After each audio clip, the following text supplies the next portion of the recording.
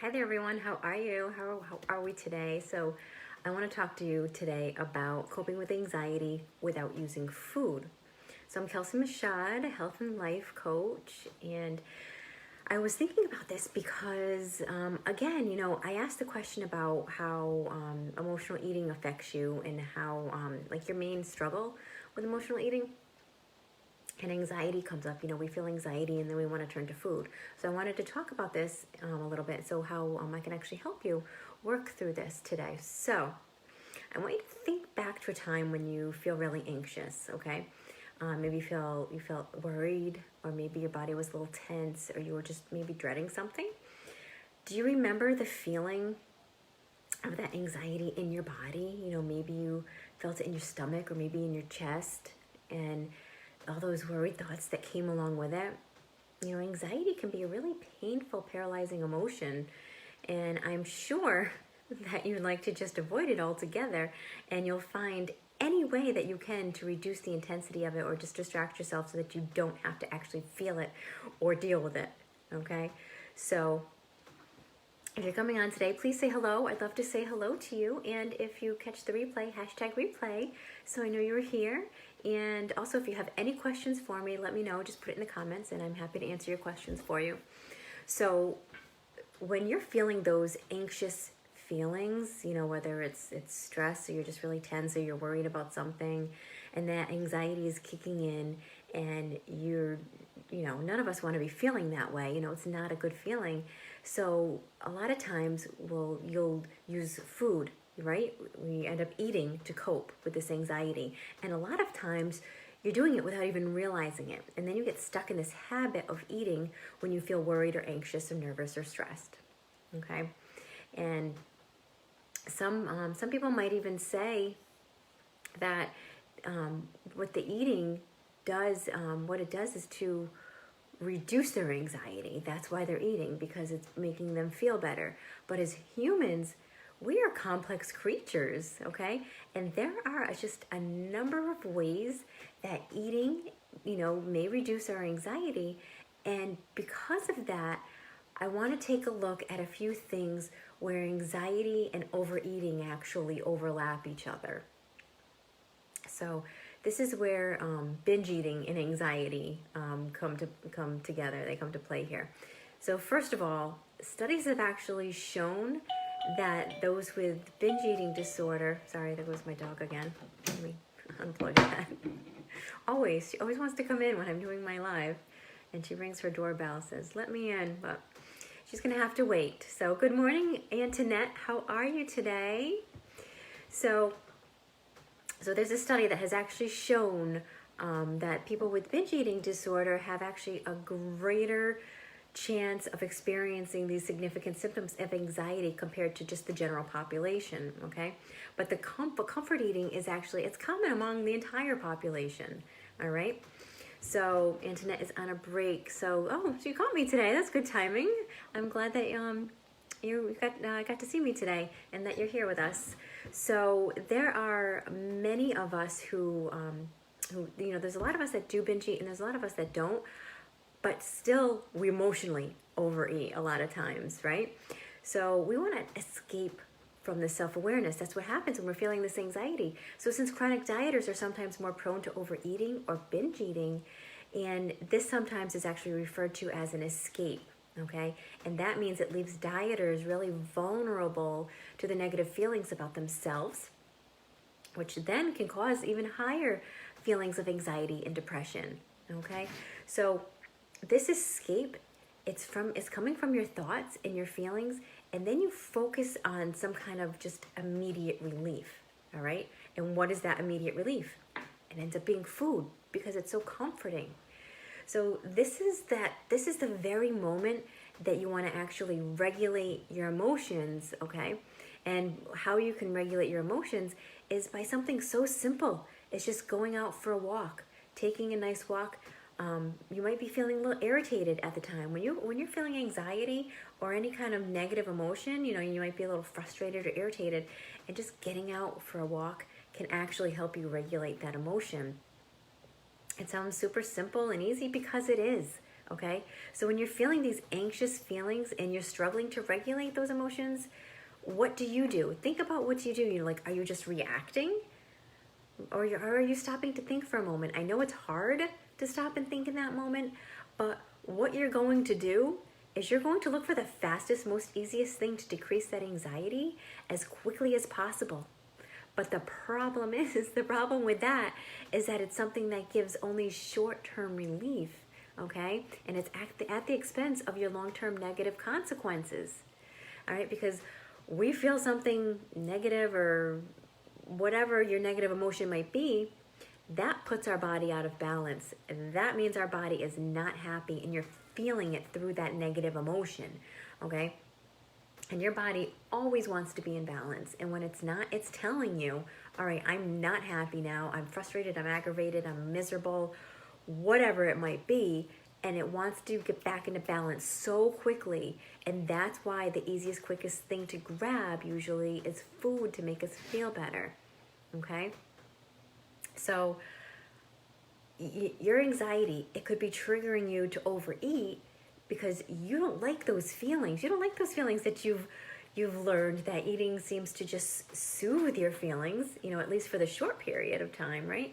And you may be completely aware and you may even feel guilty about it, or maybe you're going to feel a little disappointed after, or maybe it's going to depress you a little bit after you've overeaten. But in that moment, it's like the trade-off seems so worth it, like it seems okay, because you're getting rid of that negative feeling, even if just for a little bit. And this is why your overeating will just continue on. You get stuck in that vicious cycle, that up and down, crazy yo-yo merry-go-round cycle, despite all of the negative feelings that you're feeling, right? Okay, so you might be, completely aware of all this, but it's like you don't care when you're in that moment. And this is why your overeating is going to continue despite all of these negative consequences.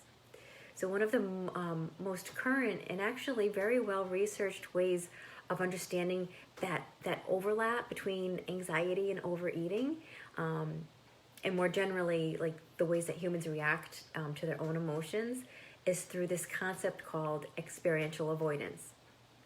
So there's something called this experiential avoidance, and it actually happens when we're actually not even aware, okay? We're not aware of our thoughts or our feelings. That's why I talk about like being mindful and slowing down, because it helps you to be more aware. So when you're doing this experiential avoidance, you're not aware of your thoughts and your feelings at that time. And if you each try to calm your anxious feelings and you do this on a regular basis, it's likely that you're going to experience those negative and physical emotions, okay? The negative emotions, like both physically and emotionally. So when you're feeling anxious, you may find that your emotions are they're too much for you. Sometimes we just don't, that feeling just gets to be too strong.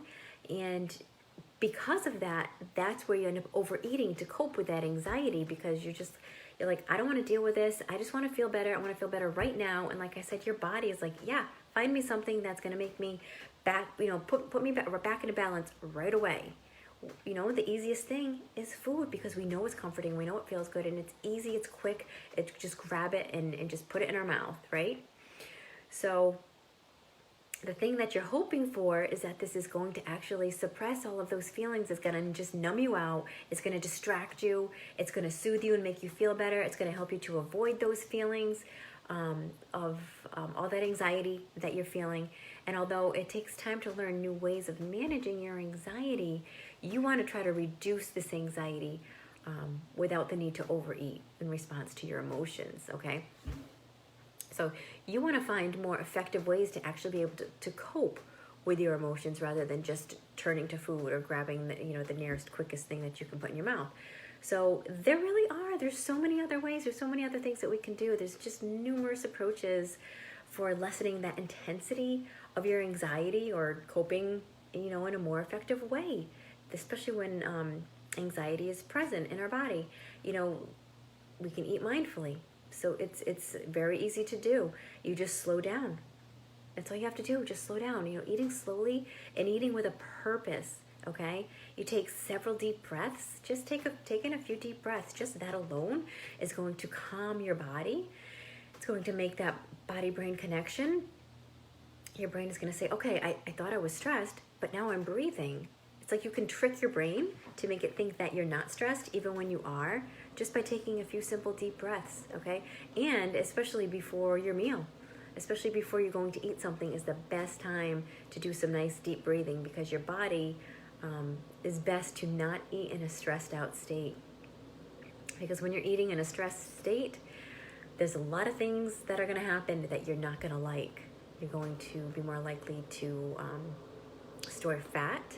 Your digestion is going to be upset and stressed out, so that's going to have some discomfort as well.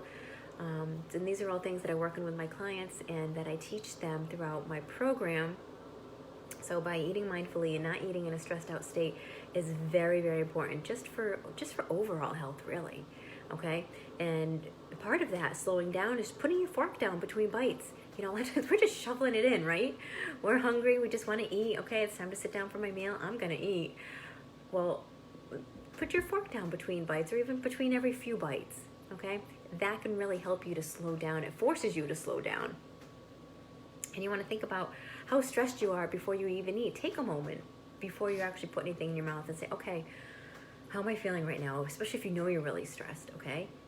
And then use that to stop for that moment and, do as I said, slow down, take some nice deep breaths, tell your body that you're not stressed by taking those deep breaths, and then all of a sudden you feel the stress go away. And then, just creating this nice, calm, safe environment for yourselves, meaning also not eating in front of the TV or being on your phone, which I know is really hard, especially this day and age where you're attached to our phones, right? But if you're not scrolling through your phone when you're eating, then you're being more mindful, and it's going to help you overall.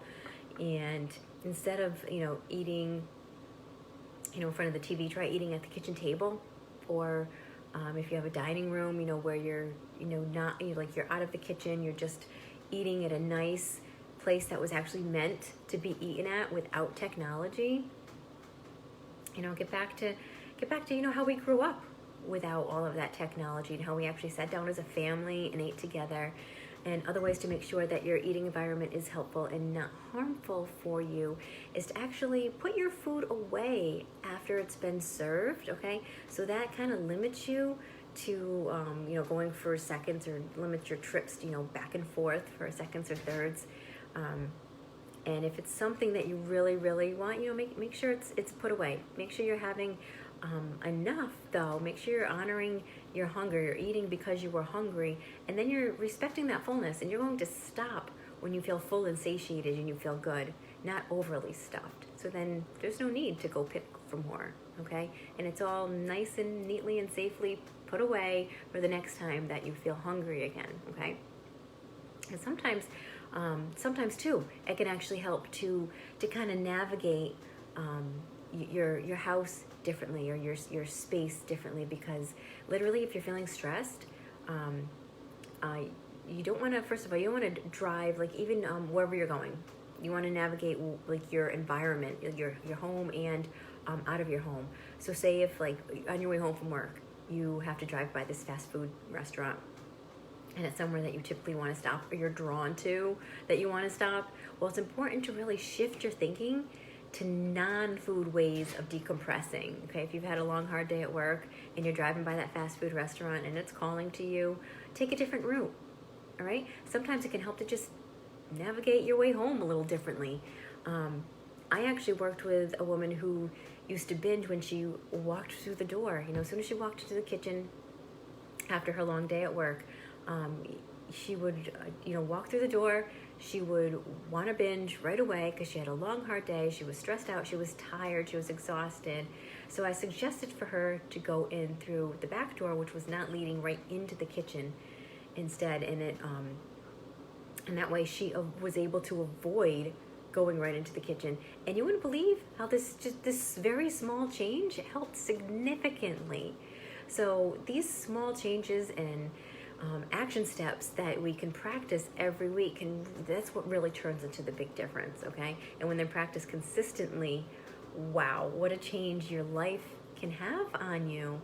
So let me know if you have any questions about the content I just covered, about anything health, weight, wellness related to yourself. If you'd like to dive a little deeper and chat with me, I'm happy to jump on the phone with you anytime. So if there's no questions right now, I need to hop off, but I hope you all have a beautiful day, and I'll talk to you soon. Bye, guys.